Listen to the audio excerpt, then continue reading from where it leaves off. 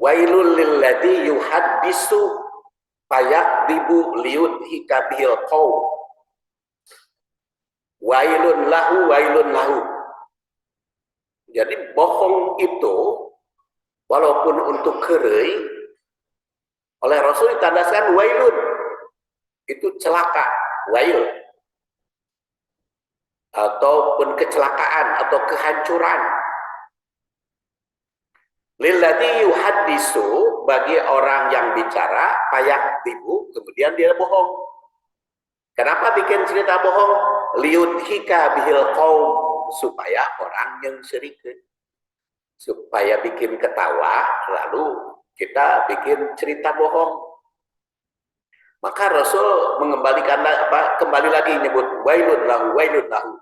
Ayah, rusak, hampus, mampuh. Jadi mampus ya. Dari wayo itu kan pengertiannya begitu. Celaka, hancur, mampus. Wailun lahu, wailun lahu. Jadi, itu kecaman keras dari Rasul yang suka berbuat bohong supaya disengserikan orang. Jadi berbohong itu tidak dibenarkan baik dalam urusan serius maupun sekedar main-main. Sering kita lihat orang kalau sudah kumpul dengan temannya akan berupaya membuat senang dan tertawa teman-temannya itu. Jadi walaupun berbohong supaya senang. Ternyata bohong semacam itu walaupun menarik, orang lain bisa tertawa, itu membawa bahaya. Bahkan sampai 3 kali Rasul wailun, wailun lahu, wailun lahu.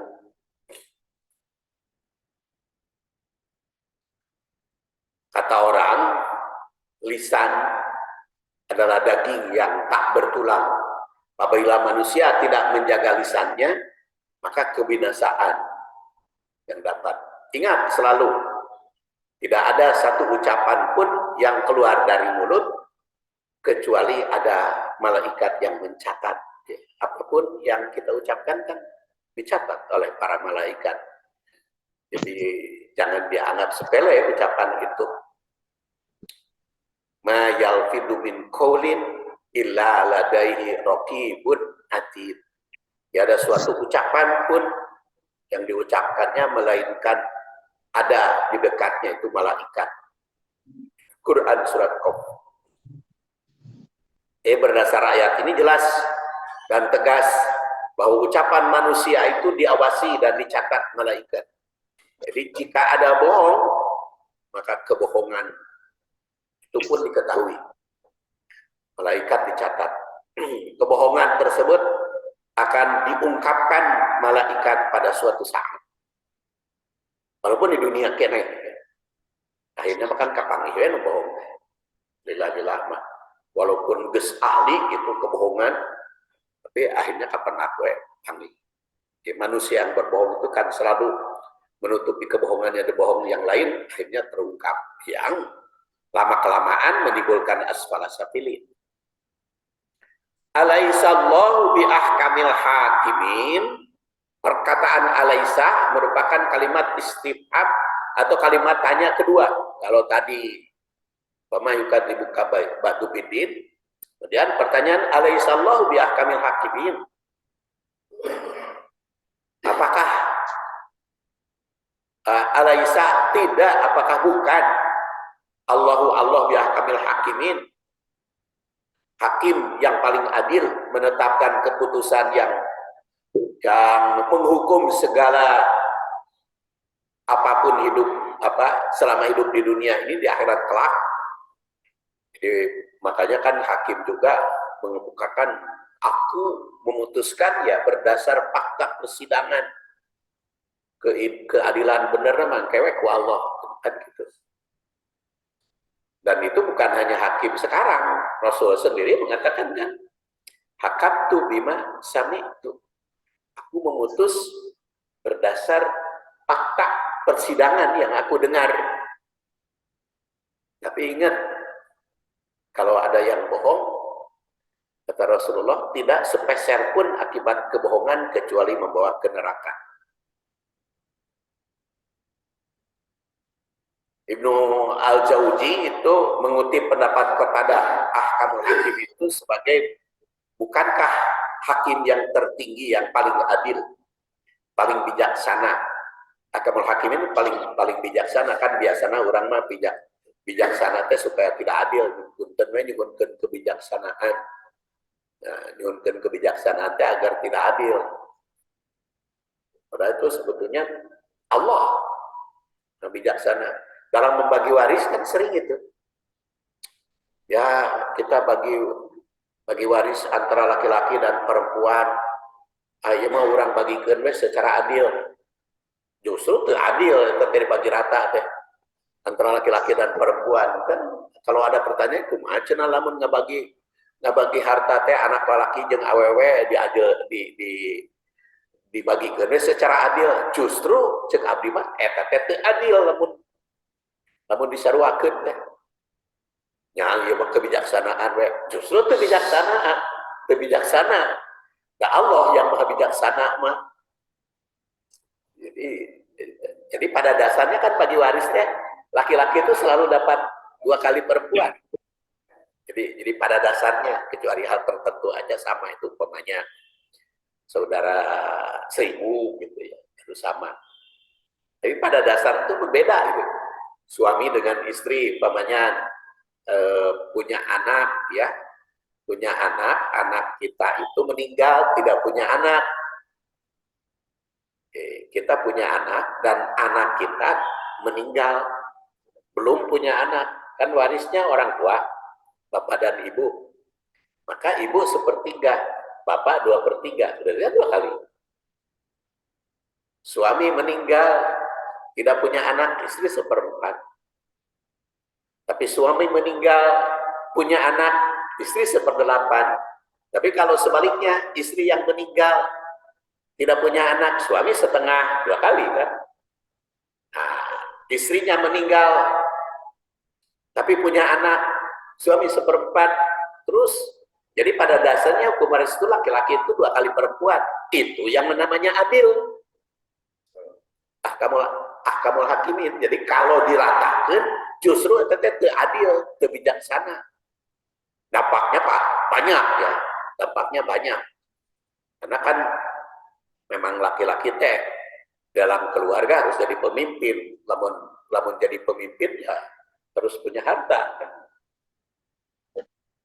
Harus punya harta, harus memberi kan. Jadi pemimpin. Makanya kalau menghukum tidak berdasar hukum Allah itu tidak adil namanya. Makanya tegaskan di dalam surat Al-Maidah ayat 45, wa man lam yahkum bima anzalallah fa ulaika humudz zalimun. Makanya di dalam keluarga itu harus adil. Harus adil itu apa? Berdasar hukum Allah, baik bagi waris maupun pembagian sehari-hari. Sekarang bapak dan ibu memberi harta kepada anak. Kebetulan anaknya ada laki-laki, ada perempuan. Disaruakeun memberi nanti kepada anak laki-laki dengan kepada anak perempuan. Yang untung kan anak perempuan. Napa yang untung?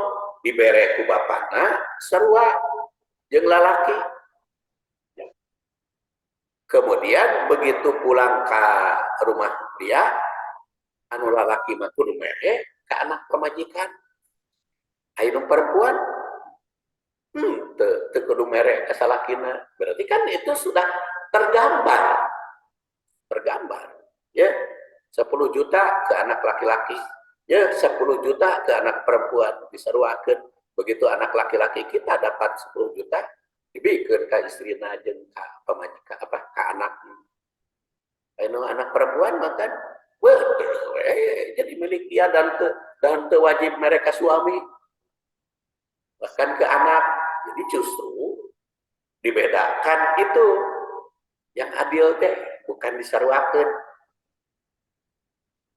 Makanya wa malam yahkum bima anzalallah wa ulaika humudz zalimun. Quran? Iya. Oh iya, lamun wasiat itu adil 100%. Makanya alaihissallahu bi ahkamil hakimin. Takwilnya, ayat 7 ini berisi pertanyaan tentang apa yang menyebabkan manusia mendustakan adil. Adil bisa ba'as, mengandung penegasan bahwa tidak ada alasan untuk mendustakannya. Kedua, pertanyaan tentang kedustaan semacam ini tentu bukan hanya mengundang jawaban secara lisan, tapi mengandung larangan untuk melakukannya. Jangan sampai dusta dan jangan sampai tidak adil. Ketiga, pertanyaan tentang kedustaan disambungkan dengan penjelasan menciptakan manusia. Sejak awalnya, manusia diciptakan dalam ahsan takwim. Kemudian ada yang terjatuh ke asfal safilin, lalu dikecualikan. Orang yang beriman dan beramal soleh, itu dipertanyakan apakah masih ada alasan untuk dusta. Ini mempertegas, jika ingin memiliki derajat tertinggi, maka jauhi dari dusta. Kalau ingin rumah tangga tentram, jauhi dusta. Kedua, keempat, dengan nada bertanya ayat 7, mengecam orang yang masih mau mendustakan kebenaran. Bukankah sudah jelas bukti kebenaran al-Islam di hari akhir itu, baik secara ayat qauliyah maupun kauniyah. Tersirat pada ayat di dalamnya bahwa berdusta itu berbahaya bagi keutuhan ahsan takwim, bagi keutuhan rumah tangga yang ahsan takwim. 5. Ayat 8 dengan nada bertanya, bukankah Allah sebagai hakim yang paling adil? Pertanyaan ini merupakan kecaman kepada orang yang tidak menghukum berdasar aturan Allah Subhanahu wa Ta'ala. Ayat 8. Kemudian tatbiknya, pendidikan keluarga dalam menjaga keusunan takwim, menjaga dalam ahsan takwim, dan mencegah asfala safilin, itu diawali dari keimanan. Ilaladina amanu. Kemudian tadabur ayat qauliyah, jadi mengkaji ayat-ayat Allah. Kemudian tafakur ayat kauniyah seperti makanan, ya, tin, zaitun. Kemudian tempat perjalanan, rekreasi, sehingga hadal baladil amin, wa turisinin, hadal baladil amin, turisinin dataran tinggi, hadal baladil amin yang rendah. Kemudian spiritual dan sosial, spiritual iman amanu, sosial amilus solihat.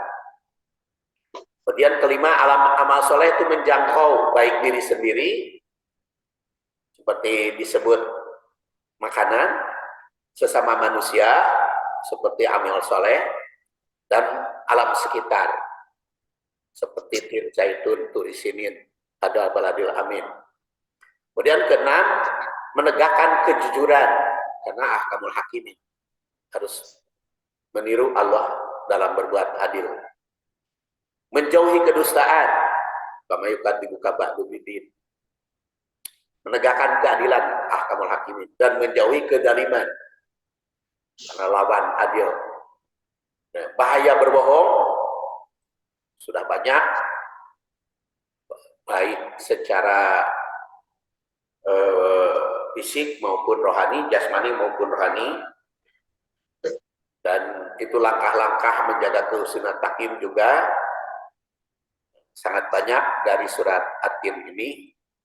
Mudah-mudahan Allah Subhanahu wa Ta'ala memberikan bimbingan kepada kita sehingga kita terhindar dari kebohongan dan berbuat tidak adil baik dalam kehidupan keluarga maupun di dalam kehidupan bermasyarakat. Karena sudah jam 5.45, saya anggap cukup. Mudah-mudahan ada guna dan manfaatnya. Kita akhiri, subhanakallahumma wa bihamdik, asyhadu an la ilaha illa anta, astaghfiruka wa atubu ilaik. Assalamualaikum warahmatullahi wabarakatuh.